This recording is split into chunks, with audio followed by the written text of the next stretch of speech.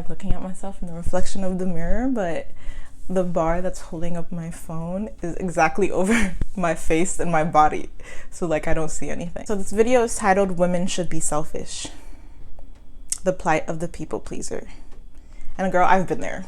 I really have. I've been a people pleaser. I'm a Libra rising. Like, it's just, it happens, you know? And my Libra placements get it.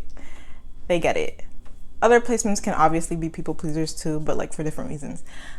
Being a people pleaser comes from not feeling confident in the value that you bring to others. And you know, it's hard being a woman. It's hard being a human, honestly. It's hard. It's a hard not life. I need to stop.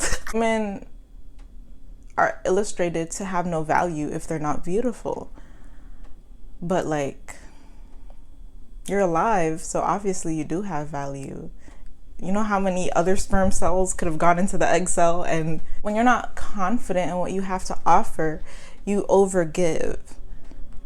You overgive because you want connection, because you're a person, because you want people to see that you're of worth. But when you know that you're of worth and you know you have value, you don't give more than you want to give. And that's what it takes for a sustainable community, because everyone is giving from a place of overflow. And if you're not giving from a place of overflow, then you're digging into your energy. And you're giving from your reservoir, and then you're resenting people because they're not appreciating you the way you know you should be appreciated when you're giving from your reservoir, because you're not sustaining yourself in order to sustain another person. Overgiving is selfish. I don't care what anyone says. Like, you don't deserve that, and the other person doesn't deserve the resentment that's gonna come from that. Like, stop overgiving, bro. Like.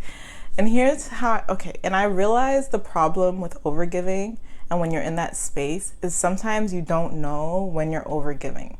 Sometimes you can't tell if this is an accurate place to give or an inappropriate place to give. And here's my secret. I give freely. I give whenever my brain is like, oh, I don't want this, have it.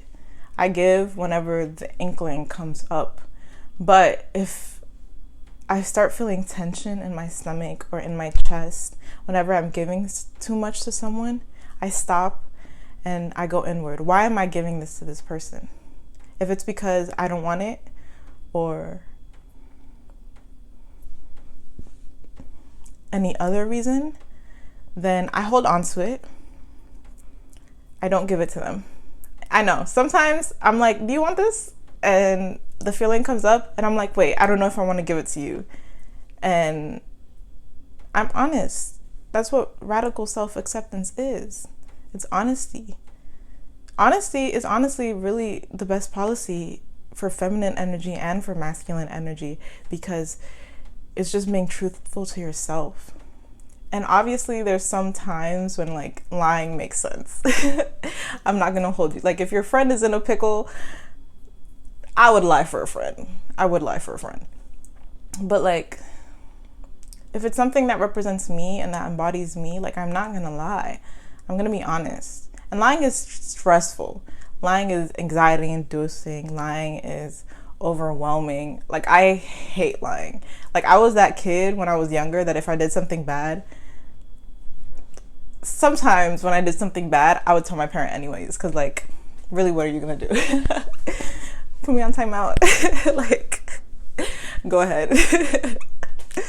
But yeah, I was a very honest child. And I think being raised by a man taught me the value in honesty. Like I very much overdeveloped my masculine side, my I can do it myself side.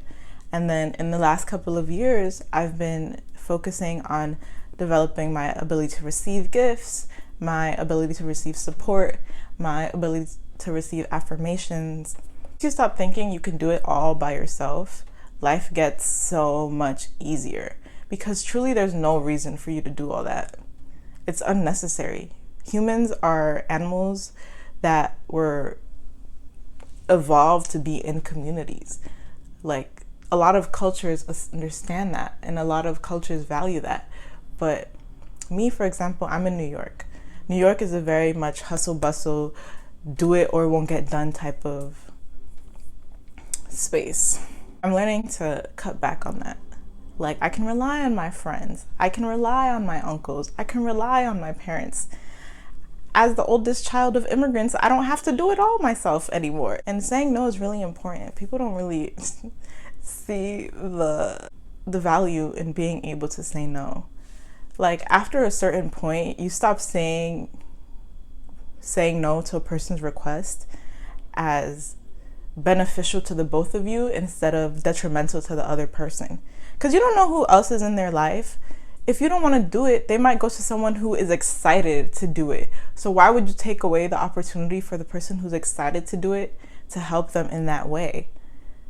Only do what makes you feel good. Ugh. I hate when people do things that feel bad. It just means if it feels bad, it's not in alignment, period. Doesn't mean it'll never be in alignment. Just right now in this moment, it's not in alignment. And that's okay. That's okay. It's not in alignment right now. Something else might be. They're not in alignment right now. Maybe at some point they will. Never forget that rejection is protection. Like, there's been so many opportunities where I've like gone for it really headstrong, got rejected, and later thanked God that I did not get that. Because you do not know what's behind closed doors. You do not know what other people or other opportunities or other frequencies require. And I say that to say, you are exactly where you ought to be. Like, you're exactly where you need to be. Now go, get your journal, and write down why you can't have in this moment everything that you want.